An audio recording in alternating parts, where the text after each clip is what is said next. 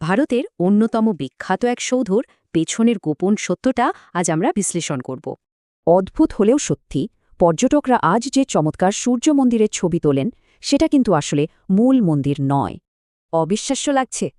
আজ আমরা যে বিশাল কাঠামোটা টিকে থাকতে দেখছি সেটা নিশ্চয়ই সামনের দিকের একটা অপেক্ষাগৃহ বা জগমোহন। চলুন ১২৫০ সালে ফেরা যাক। রাজা প্রথম নরসিংহদেব এই হলঘরটার ঠিক পেছনে এক বিশাল নির্মাণ প্রকল্প শুরু করেছিলেন। একটু কল্পনা করা যাক, আসল মন্দিরটা এই অপেক্ষাগৃহের ঠিক পেছনেই ২২৭ ফুট উঁচু হয়ে সগৌরবে দাঁড়িয়েছিল। এই বিশাল পাথরের রথ তৈরি করতে রাজা ১২০০ জন দক্ষ কারিগরের এক বিশাল কর্মী বাহিনী নিয়োগ করেছিলেন। এই ঐতিহাসিক মাস্টারপিস সম্পূর্ণ করতে সেই কারিগরদের টানা ১২ বছর ধরে অক্লান্ত পরিশ্রম করতে হয়েছিল।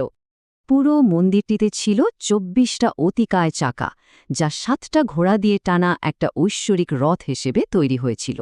সবচেয়ে আকর্ষণীয় বিষয় হল এই ২৪টা চাকা কিন্তু কেবল সাজসজ্জার জন্য তৈরি, কোনো সাধারণ নকশা ছিল না। এগুলো আসলে এক একটা নিখুঁত সূর্যঘড়ি।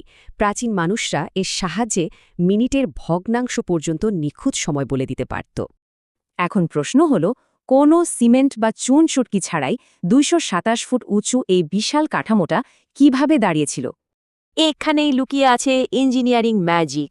পাথরগুলোকে ইন্টারলক করে খাঁটি লোহার পাত বা আয়রন ক্র্যাম্পস দিয়ে আটকে দেওয়া হয়েছিল।